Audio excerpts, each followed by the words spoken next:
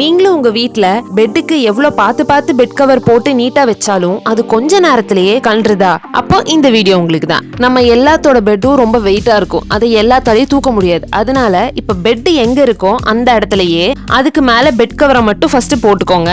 எல்லா 4 சைடு கார்னர்ஸ்லயும் உங்களுக்கு equal portion of bed cover இருக்கான்னு செக் பண்ணிட்டு சேஃப்டி பின் போட்டு அதை செக்யூர் பண்ணிடுங்க. பெட்டும் பெட் கவரும் ஆடாம அசையாம இருக்கும். இப்ப பெட்டோட சைட் போர்ஷன்ல இருக்கக்கூடிய எக்ஸஸ் பெட் கவரை நான் எப்படி மடிக்கிறேனோ அதே மாதிரி நீங்களும் மடிச்சுக்கோங்க.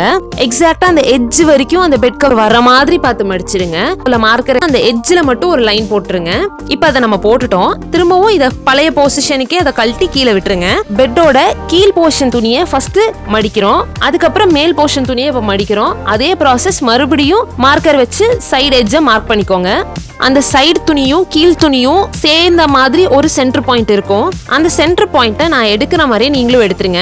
நம்ம ஃபர்ஸ்ட் ஒரு லைனும் இப்போ ஒரு லைனும் போட்டிருப்போம் இல்லையா, அந்த 2 லைனும் ஜாயின் ஆகிற மாதிரி பிளேஸ் பண்ணிட்டு பின் பண்ணிடுங்க. மடிச்சு வச்சு காட்டுறேன் பாருங்க. ஃபிட்டிங்கா அது அழகா போயிடுச்சா? இப்போ நம்ம பின் பண்ண போர்ஷனை அப்படியே நம்ம டபுள் ஸ்டிச் கொடுத்து எடுத்துடுறோம். இப்போ வேண்டாத எக்ஸஸ் துணியை கட் பண்ணி எடுத்துருங்க. இப்போ நம்ம சென்டர்ல ஒரு லைன் அடிச்சு தைச்சோம் இல்லையா, அந்த பாயிண்ட் தான் உங்களோட சென்டர் பாயிண்ட். அதை மார்க் பண்ணிக்கோங்க.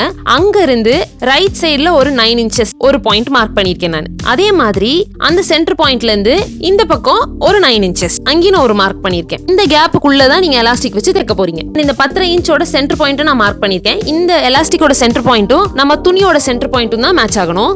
எலாஸ்டிக்கை இழுத்து அதோட சென்டரும் இதோட சென்டரும் ஜாயின் ஆகிற மாதிரி ஒரு பின் பண்ணிடுங்க. அப்பதான் அது வந்து ஆடாம அசையாம இருக்கும். எலாஸ்டிக்கோட ஃபர்ஸ்ட் ஸ்டார்டிங் பாயிண்ட்டும் அந்த துணியோட ஃபர்ஸ்ட் ஸ்டார்டிங் பாயிண்ட்டையும் சேர்த்து வச்சு எக்ஸஸ் கொஞ்சோண்டு 1/4 இன்ச் கேப் கொடுத்து நீங்க மடிச்சு இப்ப நான் தைக்கிற மாதிரி தேய்ங்க. இதே ப்ராசஸ் அப்படியே ஃபுல் லெங்த் வரைக்கும் கண்டினியூ பண்ணி முடிச்சிருங்க. இல்ல எலாஸ்டிக்கோட 4 சைட்ஸும் நம்ம தைக்கணும். இப்போ இந்த சைடு நம்ம இப்படி ஸ்ட்ரைட்டா தைச்சுக்கலாம். தைச்சிட்டு இதை டர்ன் பண்ணி இதே மாதிரி இழுத்து வச்சு ஃபுல் லெங்த்துக்கு அப்படியே ஒரு லைன் அடிக்கணும். இப்போ உங்களுக்கு வேணும்னா நீங்க இதோட நிறுத்திக்கலாம். பட் எனக்கு இந்த எலாஸ்டிக் அப்படியே தெரியறது எனக்கு இஷ்டம் இல்லை.